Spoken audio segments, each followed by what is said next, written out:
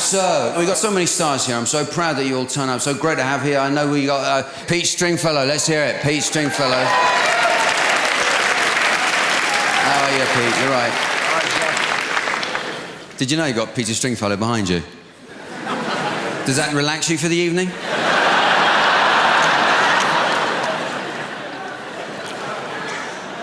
Can we have a plastic sheet for her to put around her shoulders, please? Look at him! He looks so good, he's so young. How's he do it, for Christ's sake? He's 94! God's sake, Pete, at your age. Stop having sex. Tell you what, he's got a nerve. We caught him backstage. He was topping up his tan on the backdrop. You know what? I've seen Ian Duncan Smith is here. How you doing? All right? Yeah, good. Yeah, come on. Wow, with respect. That was nice, wasn't it? I didn't mean to embarrass you with that. How rude of you. Good Lord. He's just trying to hold onto his seat. Come on. How you doing up there? You okay?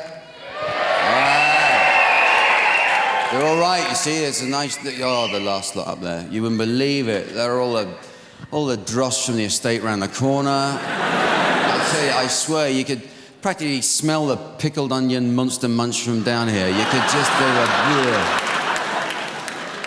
Oh, so many fat people as well there were. Oh, coming in. I tell you, I saw the Cornetto salesman flicking through a speedboat catalogue. He was so happy. You know what bugs me as well? You ever ring UGC ticket line? UGC ticket line? Oh, God. The guy on that, he's recorded his voice like he's your best pal. Hello, welcome to the UGC helpline. Really irritating voice. Which cinema are you interested in visiting? And you know it's a machine. You don't want to talk to it. You feel stupid talking to a machine. So you sort of mumble it. You're not committed. Oh, Fulham Road. Sorry, I didn't quite catch that. Fulham Road. Sorry, oh, Fulham Road! There's no need to shout. Okay. So, you want to go to the cinema. You go through the whole thing. That really irritating tone of voice, you order your tickets, you give your credit card number. Then, once you've paid, then the voice changes. Right, tickets are non-refundable. Turn up 2 hours before the beginning of the film or we'll tear your tickets into tiny pieces and shove them up your arse. Oh, God, getting here. Right, I'm stuck in the traffic. And it's when I was coming down the motorway and it was 3/4 of an hour. I'm stuck. Some clumsy idiot has driven off the road, right? Yeah. And you always hear it on the radio. You hear it on the radio. Oh, it's being made much worse because people are slowing down to look. Yeah, of course they are. They want to know what's happened. And you get out and the police are going, come on, move on, move on. Listen, pal, I have queued 45 minutes. I want to see the clumsy bastard who's made me late. I've actually got a loud hailer in the car. I do. Yeah, thanks a lot, pal. At least you got a neck brace. You got visible evidence of why you're late, you prick. I wish I'd never got out of the way for the ambulance now. So I want to quit smoking. That's what I want to do. I decided to quit smoking because nothing worse than seeing someone watching the football, yes, who's smoking. You know, that's the worst time to smoke, isn't it? Just sitting there in the armchair. Yo.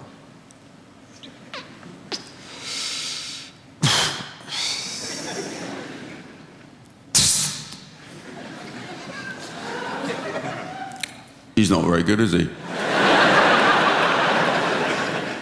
I like the way sport, I like to see how sport evolved. I can see kind of how sport evolves. You can see how like the javelin evolved.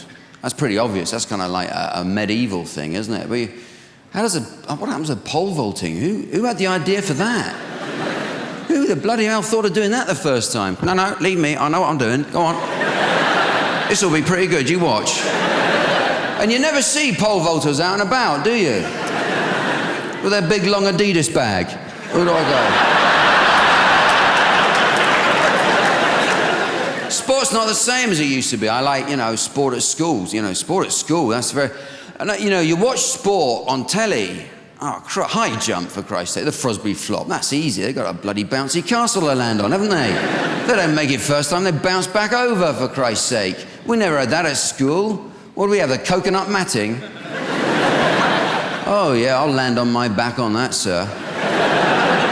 On that mat made out of the famously soft and fluffy vegetable, the coconut.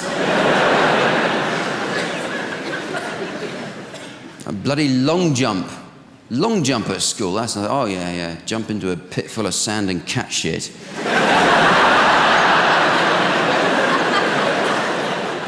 Sprain your ankle and go blind at the same time. That's a lot of fun, that is. I wish the Olympic Village had an Olympic Village idiot. I think that'd be great. So just cheer up things, wouldn't it? Just jolly on the events. Hey, who's that guy with a javelin through his leg? It's the village idiot. Enter him for discus, tell him you got to head them.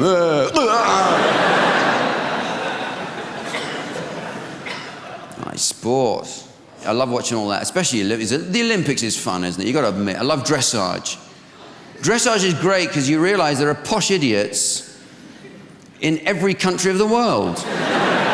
People who want to go along, dress up as a town mayor, and make their horse go sideways. Oh, well done you. Posh idiots from countries you don't expect, from Afghanistan. He's a posh idiot. It's like the walking event as well. Walking. Oh. They do the marathon. That must be the only sport everyone is glad they can't do. It's not a sport. That's like a bunch of air stewards on a protest march, isn't it?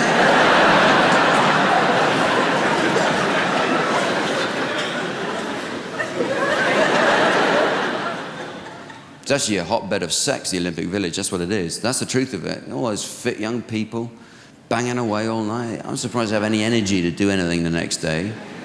You think it sounds great. You know what your luck is like. You'd end up with some Ukrainian shot putter, wouldn't you?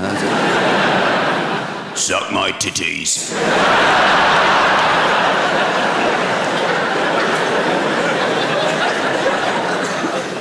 All right, Miriam. Now tickle my knackers.